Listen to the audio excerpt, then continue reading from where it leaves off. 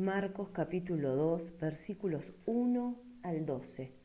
Jesús sana a un paralítico. Entró Jesús otra vez en Capernaum, después de algunos días, y se oyó que estaba en casa.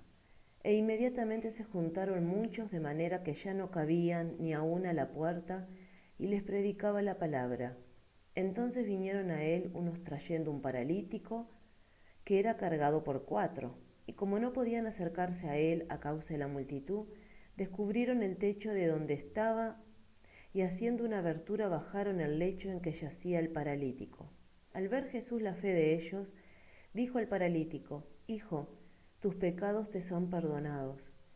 Estaban allí sentados algunos de los escribas, los cuales cavilaban en sus corazones. ¿Por qué habla éste así? Blasfemias dice. ¿Quién puede perdonar pecados sino solo Dios?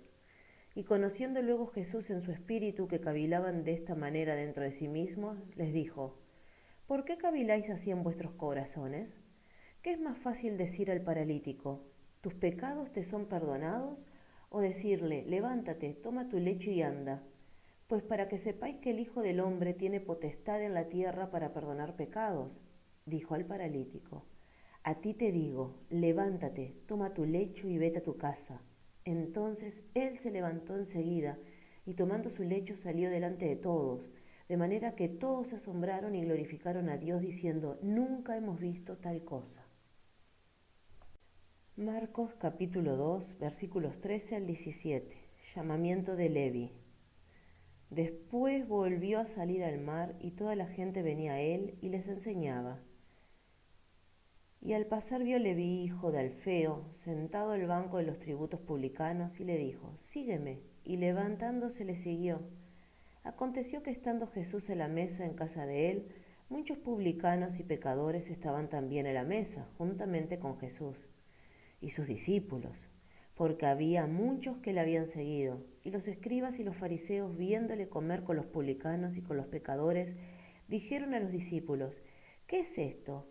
Que él come y bebe con los publicanos y pecadores. Al oír esto, Jesús les dijo: los sanos no tienen necesidad de médico, sino los enfermos.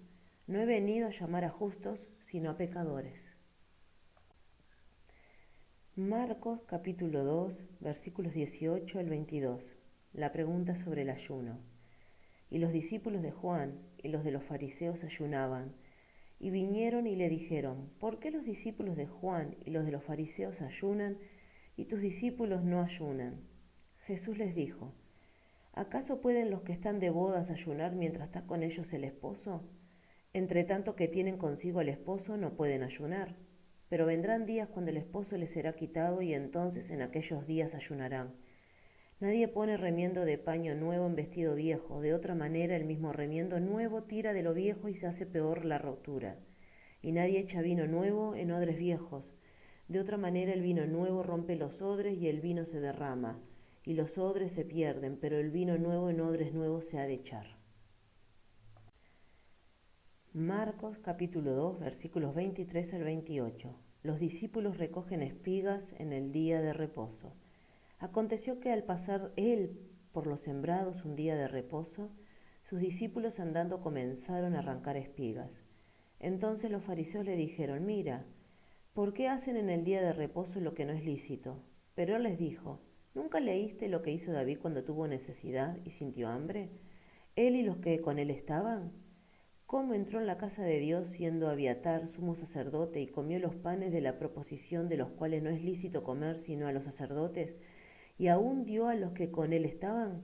También les dijo: el día de reposo fue hecho por causa del hombre, y no el hombre por causa del día de reposo. Por tanto, el Hijo del Hombre es Señor aún del día de reposo.